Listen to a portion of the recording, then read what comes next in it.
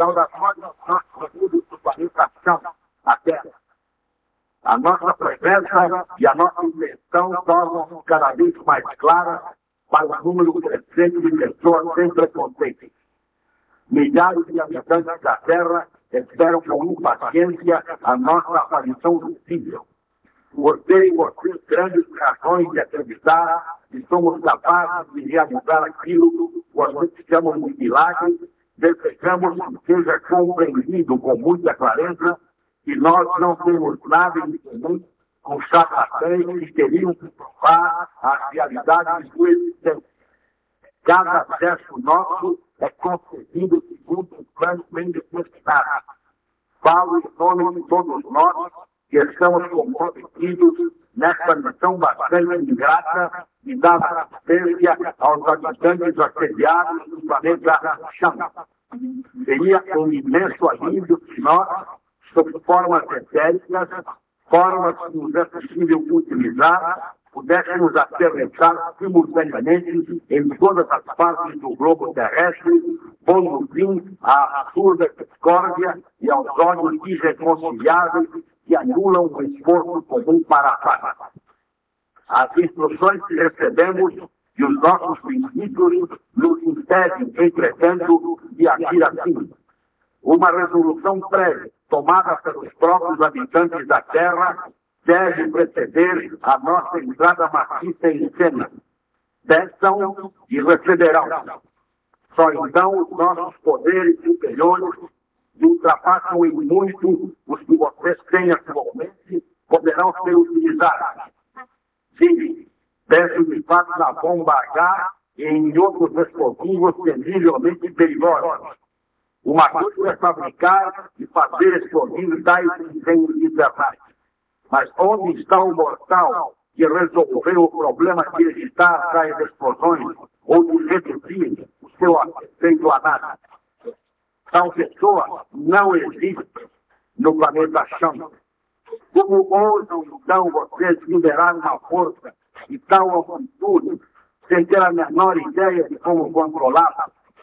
Só um intelecto infantil pode conceber um procedimento tão insensato. Terão apenas observado seriamente os resultados do vasto domínio da natureza. Um grande número de mortais suficientemente inteligentes põe continuamente em movimento ondas de pensamentos e sentimentos destrutivos. Essas vibrações perturbadoras percorrem longas distâncias e causam agitações do éter. Vocês pensam que essas discórdias geradas por vocês e por milhões de seus semelhantes não têm nenhum efeito sobre forças inanimadas? O que vocês chamam de doenças não existem em nossos planetas, porque nós eliminamos as suas causas. Uma vez que esses desejos e essas ações nefastas, assim pesadamente carregadas, disseminam nos reinos visíveis e invisíveis as causas da guerra, como esperam os responsáveis poder escapar ao terror e às suas consequências? O que desejo tornar claro é que nós, os homens do espaço, seja qual for o modo que possamos temporariamente servir, temos o compromisso, pelo juramento mais solene, de manter as leis universais, únicas responsáveis pela preservação da vida em todos os níveis de consciência. O destino dessas leis fixas e imutáveis equivaleria à perda de privilégios que conquistamos com os nossos esforços ininterruptos. Gostaria, porém, de dar um conselho a vocês. Moldem o mais possível a sua vida de acordo com os ensinamentos daqueles que desceram até entrar em contato com os mortais por meio de uma manifestação física. Na qualidade de amigo e colaborador de vocês, a serviço do Rei dos Reis, que age no alto, nós os saudamos e nos esforçaremos por libertá-los daqueles que procuram oprimi-los e submetê-los ao regime de dominação destrutiva. Estamos vindo como defensores ou multiplicadores. Para começar uma série de revelações sobre o que acontecerá com a atividade daqueles que estão aprisionados em uma gaiola de carne e dos que serão seus associados no plano terrestre, é preciso que vocês compreendam que os seus amigos cósmicos possuem corpos de transformação, isto é, corpos que podem manifestar sob diferentes formas, assim como a água pode se manifestar em estado de fogo, de neve ou de gelo, segundo as condições atmosféricas naturais ou artificiais. É isso que nos permite ativar os mortais. Como vocês às vezes esquecem, a guerra se desencadeia violentamente nos planos astrais, simultaneamente com a sua expansão no plano terrestre. O fato de que tantos homens foram mortos, mas continuam a viver no plano astral, com as mesmas metas e desejos, fará com que vocês compreendam a dificuldade da nossa tarefa. Atualmente, milhares de almas procuram seguir a senda da evolução espiritual. Se nós não interviermos, elas serão condenadas a ser arrastadas às sendas descendentes que levam à degradação. Não valerá a pena lutar durante alguns meses em um conflito desesperado entre as trevas e a luz, entre o ódio e a coragem sobre-humana, para assegurar aos homens atuais a possibilidade de prosseguir na sua evolução espiritual. Afirmo que a vitória não dependerá em absoluto de uma vantagem material, nem de um número superior de armas que levam vossos sábios a pensar que atingiram um conhecimento profundo e que organizaram o poder secreto da energia cósmica. Devo dizer que não é assim. Por um ato divino, como os mortais jamais viram até hoje, uma conclusão rápida e inevitável porá fim a isso. Que o planeta de vocês deposite a sua confiança no único poder capaz de libertá-lo do seu destino iminente, pois não está no poder de nenhum chefe terrestre por ordem em toda a Terra.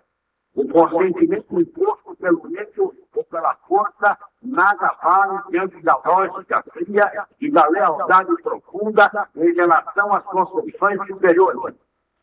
Uma longa e árdua campanha foi empreendida contra as forças negras que partem do invisível, atingindo os habitantes terrestres e, em desigualdades vidas, os pervertem, fixando-lhes desejos ingeniosos e uma maldade diabólica a fim de submeter-os a mais abjecta escravidão sobre o seu comando único.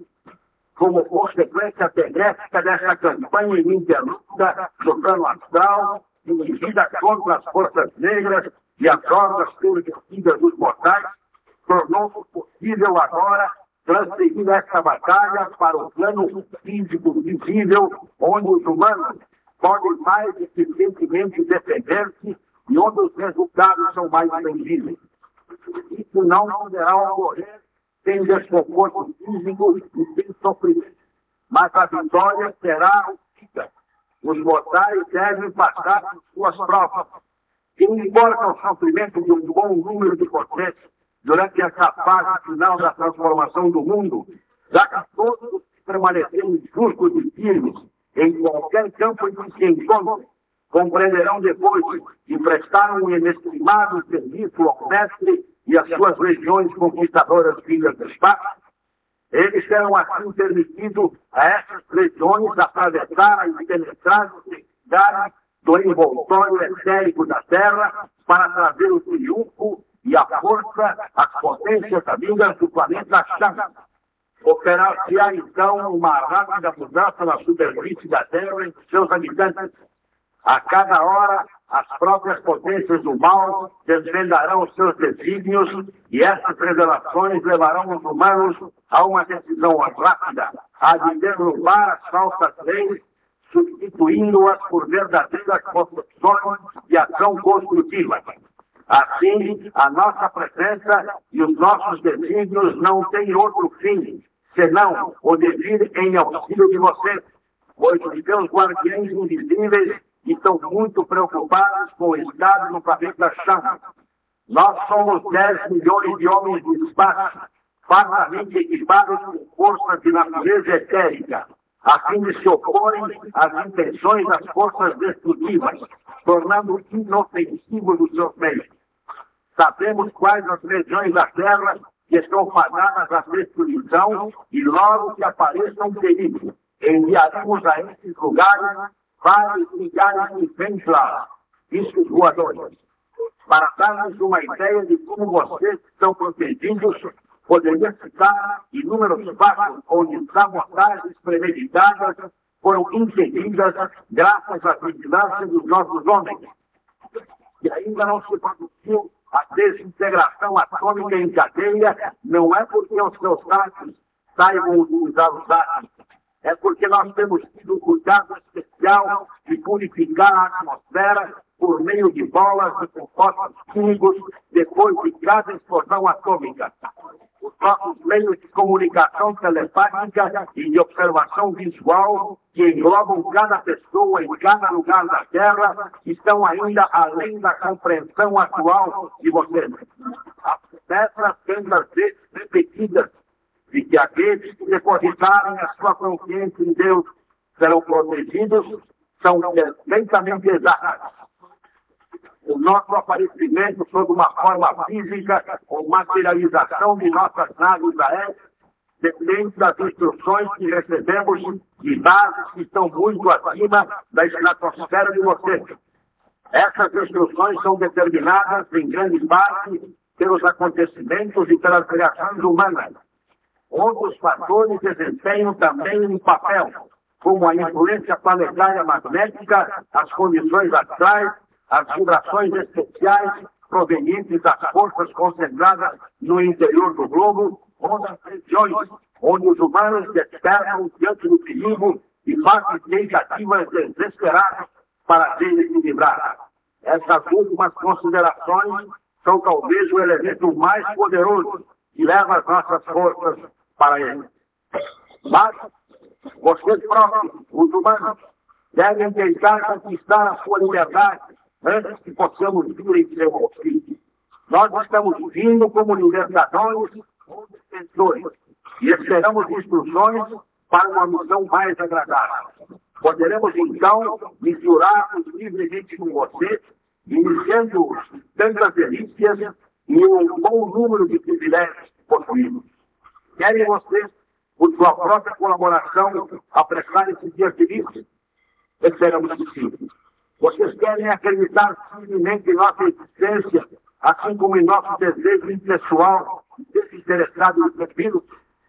Quanto mais cedo esses dois fatores foram aceitos pelos homens em geral, mais rápido e facilmente poderemos atingir a nossa meta e menos vidas se perderão.